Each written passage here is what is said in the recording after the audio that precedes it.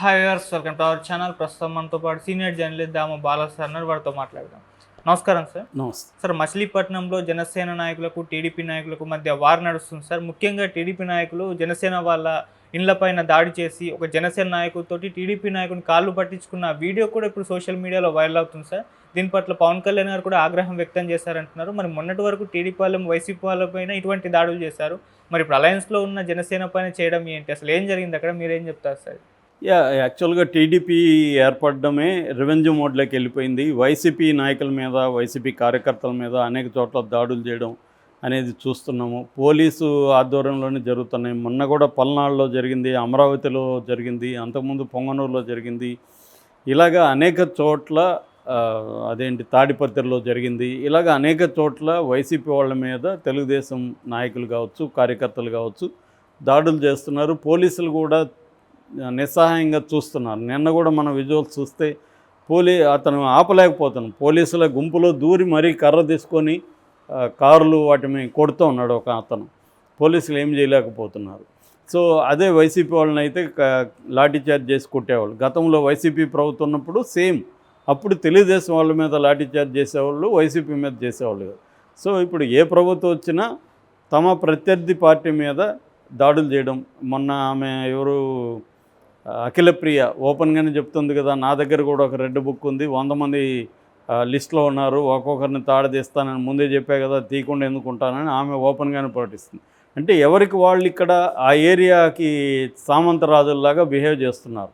ఇది నా అడ్డా, ఇది ఒక డెమోక్రసీ, దీనికి ఒక వ్యవస్థ ఉంటుంది, అవేమీ పట్టించుకోవట్లేదు. ఇది నా అడ్డాలు, నాకు కూడా ఒక రెడ్ బుక్ ఉంది. సో ప్రతి సామంతరాజుకు కూడా ఒక రెడ్ బుక్ ఇచ్చినట్టుగా లోకేష్ కనబడుతుంది. మీ ఏరియాలో మీరు రెడ్ బుక్ తీసుకొని పేర్లు రాసుకొని కొట్టండి అన్నట్టుగా ఉంది. ఒక పక్క చంద్రబాబు ఏమో రివెంజ్ వద్దు, మనకి అభివృద్ధి ముఖ్యం, సంక్షేమం ముఖ్యమైన మాట్లాడుతున్నాడు. కానీ ఆయన మాటలు కూడా ఎవరు వింటున్నట్టుగా కనబడలేము. మరి నిజంగా ఆయన గట్టిగా కంట్రోల్ చేయాలని ఆయనకుందా, లేకపోతే నేను అలా మాట్లాడుతున్నా మీ సంఘం మీరు చూసుకోండి అంటున్నాడా తెలియదు. మరి లేదంటే ఇప్పుడు ఆయనకు కూడా చెడ్డ పేరు కదా, అసమర్థ సీఎం అనే పేరు వస్తుంది కదా. ఆల్రెడీ తెలుగుదేశం వాళ్ళే మావాడు వేస్ట్ గురు అని మాట్లాడుతున్నారు బయట మనకి. అంటే వాళ్ళ అర్థం వేరే అనుకో, దాడులు చేయట్లేదని వాళ్ళు మాట్లాడుతున్నారు. సో ఏదేమైనా ఆయన కంట్రోలు బ్యూరోక్రసీ మీద, పార్టీ మీద చంద్రబాబు కంట్రోల్ అనేది ఉన్నట్టుగా అయితే కనిపించట్లేదు ఇప్పటివరకు ఈ 100 రోజుల్లో.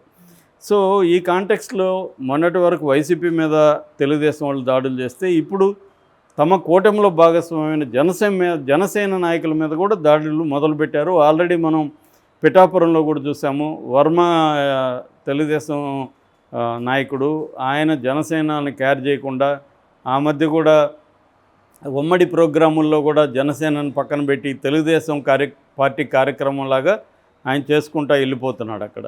సో పవన్ కళ్యాణ్ కూడా ఏమీ చేయలేని నిస్సహాయ పరిస్థితుల్లో చంద్రబాబును పొగడ్డం తప్ప పవన్ కళ్యాణ్ ఈ 100 రోజుల్లో వేరే పని ఏమైనా చేశాడంటే ఎవరు చెప్పే పరిస్థితి లేదు. ఆ ఏనుగులదేదో ఒకసారి వెళ్ళొచ్చాడు, కొన్ని కొంకి ఏనుగుల్ని తీసుకొచ్చినాడు. అది తప్ప పవన్ కళ్యాణ్ ఈ 100 రోజుల్లో ఏం చేశాడు? 100 రోజుల్లో జరిగిన అన్యాయాల మీద కనీసం స్పందించాడా అంటే జీరో అనే చెప్పాలి. ఇప్పుడు కూడా వరదల్లో బిగినింగ్లో కనబడలేదు, విమర్శలు వచ్చినాక మళ్ళీ బయటకు వచ్చాడు, ఏదో ఎక్స్ప్లెనేషన్ ఇచ్చాడు. కానీ అదెవరు కన్విన్స్ కాలేదు. ఎందుకంటే గతంలో అనేక సార్లు ఇలాంటివి జరిగినప్పుడు అక్కడికి వెళ్ళాడు కదా, జగన్ ఉన్నప్పుడు. చంద్రబాబు ఉన్నప్పుడు వెళ్లకుండా డిస్టర్బ్ అవుతుంది నా వల్ల అని మాట్లాడుతున్నాడు. మరి అప్పుడు డిస్టర్బ్ కాదా? అప్పుడు వెళ్ళినప్పుడు అప్పుడు కూడా ప్రజలకి నష్టమే కదా ఈయన వెళ్ళడం వల్ల, అక్కడంతా గందరగోళం జరగడం ఇవన్నీ జరిగాయి కదా. కానీ ఇప్పుడేమో మాట్లాడుతున్నాడు. సో ఈ కాంటెక్స్లో ఇప్పుడు జనసేన మీదకే వాళ్ళు స్టార్ట్ అయ్యారు. సో నిన్న ఏం జరిగిందంటే, మచిలీపట్నంలో ఈ వినాయక చవితి సందర్భంగా వినాయక చవితి శుభాకాంక్షలు అనే బ్యానర్ కట్టారు. మామూలుగా అయితే ఉమ్మడి బ్యానర్లు కట్టాలి, కానీ తెలుగుదేశం వాళ్ళే సపరేట్గా కడితే జనసేన వాళ్ళు అబ్జెక్ట్ చేశారు. మా పేర్లు ఎందుకు లేవు, మా ఫోటోలు ఎందుకు లేవు బ్యానర్లు, కలిసి కదా చేయాలి, మా వాళ్ళు కూడా పనిచేస్తున్నారు కదా అని అడిగారు. అడిగితే వాళ్ళు పట్టించుకోలేదు. దాంతో వీళ్ళు ఏం చేశారు, బ్యానర్లని కటౌట్లు అవన్నిటినీ ధ్వంసం చేశారు జనసేన వాళ్ళు. ముఖ్యంగా ఎర్రంశెట్టి నాని, సీఎన శ్రీనివాసరావు అనే ఇద్దరు నాయకుల ఆధ్వర్యంలో వీళ్ళు వెళ్ళి చేశారు. దాంతో తెలుగుదేశం వాళ్ళు ఏం చేశారు, శంకు శ్రీను నాయకత్వంలో ఈ ఎర్రంశెట్టి సాయి వాళ్ళ ఇంటిని ధ్వంసం చేశారు. అతని మీద దాడి చేసి అతను తీవ్రంగా గాయపరిచారు. గాయపరిచి అతని ఇల్లు ధ్వంసం చేసేసరికి గోలైంది. ఈ గోలను పరిష్కరించడానికి టీడీపీ నాయకులు ఎంటర్ అయ్యి వాళ్ళిద్దరి మధ్య రాజీ కుదిర్చారు. రాజీ కుదిరితే ఈ శంకుసీని ఏమన్నాడంటే, నా కాళ్ళు పట్టుకొని క్షమాపణలు అడిగితేనే నేను క్షమిస్తానన్నాడు. అప్పటికే వాళ్ళు ఇల్లు ధ్వంసం చేశారు, అతన్ని తీవ్రంగా గాయపరిచారు. అది కూడా తనకు సాటిస్ఫై కావాలి శంకుశ్రీని. నా కాళ్ళు పట్టుకొని క్షమాపణ అడగాలన్నాడు. కాళ్ళు పట్టుకొని క్షమాపణ అడిగాడు. జనసేన నాయకుడు ఎర్రంశెట్టి నాని శంకుశ్రీను తెలుగుదేశం నాయకుడు కాళ్ళు పట్టుకొని క్షమాపణ అడుగుతున్నాడు. ఆ వీడియో వైరల్ అయింది ఇప్పుడు. సో దీని మీద పవన్ కళ్యాణ్ ఆగ్రహం వ్యక్తం చేశాడని వార్తలు వస్తున్నాయి, కానీ నేనైతే నమ్మట్లేదు.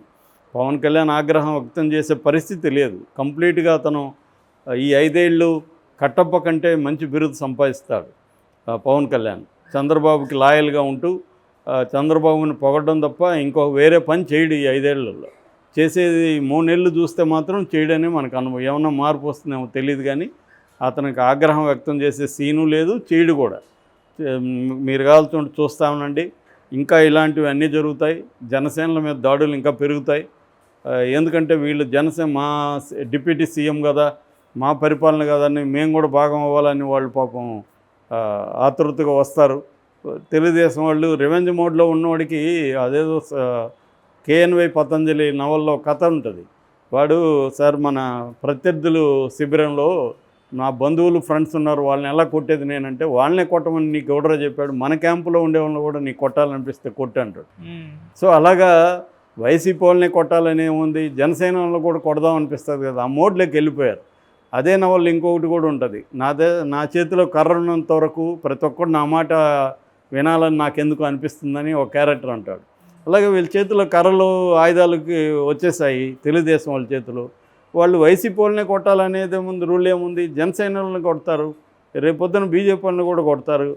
కాబట్టి ఇక్కడ ఏంటంటే, ఇప్పుడు పవన్ కళ్యాణ్ కానీ మేల్కోకపోతే పవన్ కళ్యాణ్ మళ్ళీ జీరోగా మిగిలిపోతాడు. ఇప్పుడు ఏదో జగన్కి వ్యతిరేకత వల్లనో ఇంకో దాని వల్లనో పవన్ కళ్యాణ్ వచ్చాడు, కానీ తను ఈ 5 ఏళ్లలో తను ఎస్టాబ్లిష్డ్ అవ్వాలి నాయకుడుగా.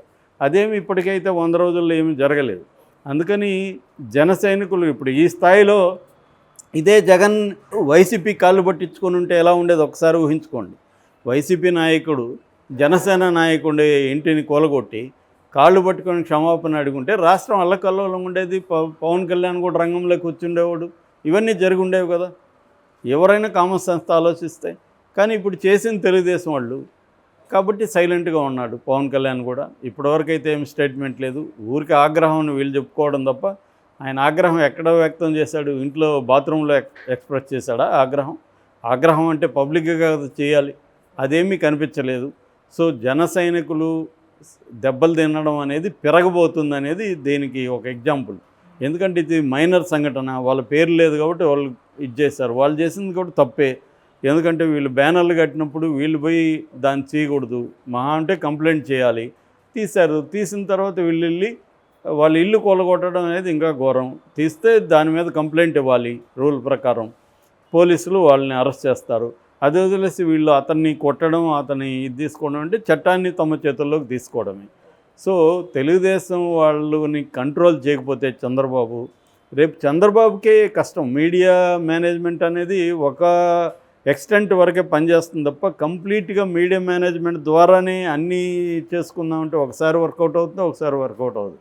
2014లో వర్కౌట్ అయింది, 2019లో చంద్రబాబుకి వర్కౌట్ అవ్వలేదు, మళ్ళీ ఇప్పుడు వర్కౌట్ అయింది. మళ్ళీ నెక్స్ట్ వర్కౌట్ అవుతుందా లేదో తెలియదు. అందుకని గవర్నెన్సు, డెవలప్మెంటు, వెల్ఫేర్ ఈ 3 విషయాల్లో చంద్రబాబు జాగ్రత్తలు తీసుకోకపోతే చంద్రబాబుకే అది ఇబ్బంది అవుతుంది. వాళ్ళని కంట్రోల్ చేయడం మానేస్తే వాళ్ళకి సిగ్నల్ వెళ్ళిపోతుంది, మనం ఏం చేసినా ఏం కాదని.